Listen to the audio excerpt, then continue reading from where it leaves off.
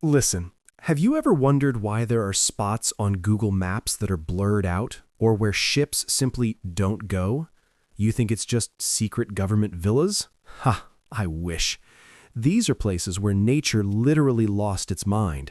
Places where you'll be eaten, gassed, or speared before you can even post an Instagram story. Today, we're taking a tour of the deadliest patches of dirt on the planet. And trust me, after this, your packed subway commute will feel like a day at the spa. Let's go.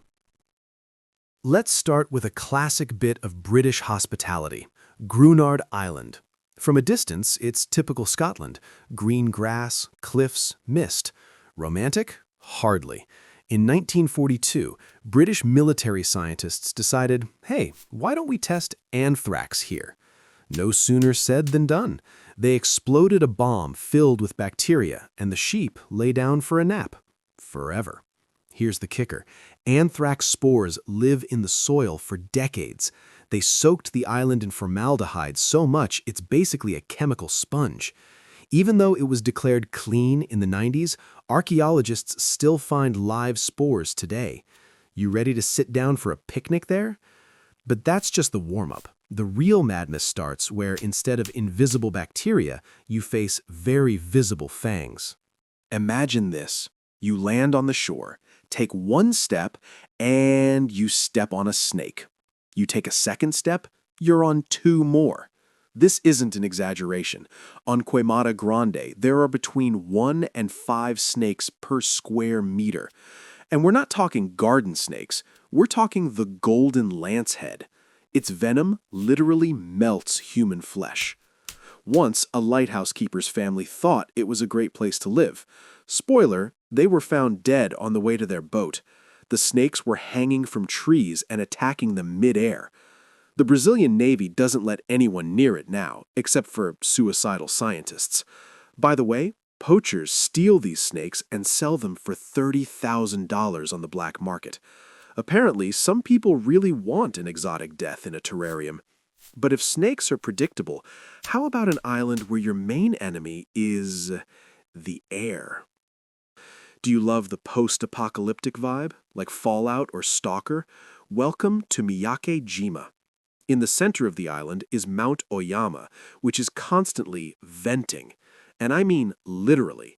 The concentration of sulfur dioxide in the air is so high that a normal person's lungs would curl into a straw in minutes. The craziest part, people live there, about 3,000 of them. And everyone, do you hear me? Everyone carries a gas mask at all times. When the siren goes off, the whole town turns into a horror movie masquerade. People go to the store in masks, get married in masks. This isn't 2020 mask wearing. This is the real deal. You don't put it on in time? Goodbye. But wait, gas is at least predictable. What if the ground beneath your feet was made of bones? Venice. Gondolas, pizza, and a couple of miles away, the Island of Ghosts. During the Plague era, they sent everyone there, the dead and those who just sneezed. They burned them in giant pits. Historians say the soil of the island is 50% human ash. In the 20th century, they opened a mental asylum there. Legend says the head doctor performed gruesome lobotomies until he jumped off the bell tower, claiming he was haunted by ghosts. Even now, extreme bloggers try to sneak in. Just last year, a group of tourists had to be airlifted off. They were screaming in terror and refusing to leave the ruins. Think it's just ghost stories for tourists? Okay, let's move to where the stories end and the arrows in your chest begin. This place is a nightmare for any diplomat. The Sentinelese tribe lives here. They don't know what the internet, Bitcoin, or toilet paper is, and they don't want to know. Anyone who approaches the shore is met with a hail of arrows. In 2018, a missionary decided he was bringing the Word of God. The Sentinelese decided otherwise. His body was never recovered because it's too dangerous to go back. Even recently, news broke about a tourist trying to leave them a can of Coca-Cola as an offering. He was arrested by Indian authorities because his gift could kill the whole tribe. They have zero immunity to our germs.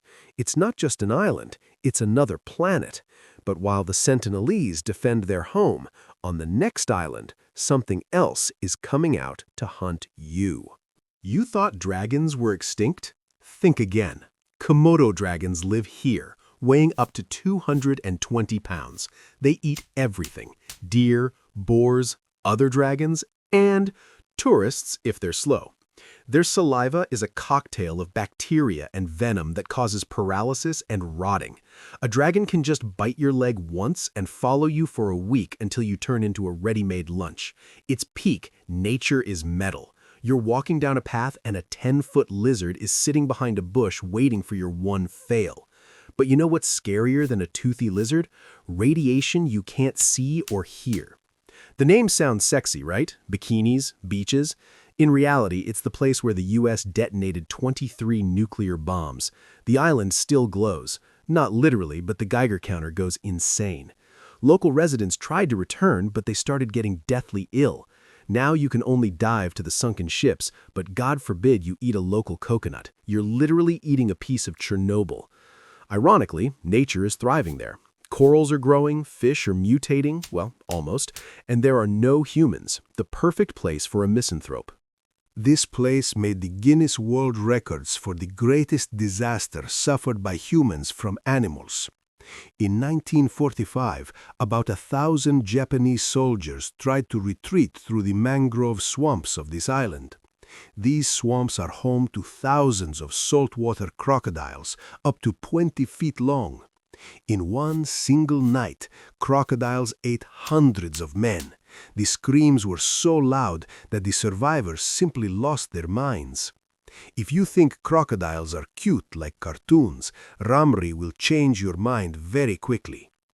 This island is constantly moving. It's just a massive strip of sand in the Atlantic, often invisible due to fog. Over 350 shipwrecks have occurred here. It's called the graveyard of the Atlantic. There are no trees, just sand and hundreds of wild horses that somehow survive among the wreckage of old frigates.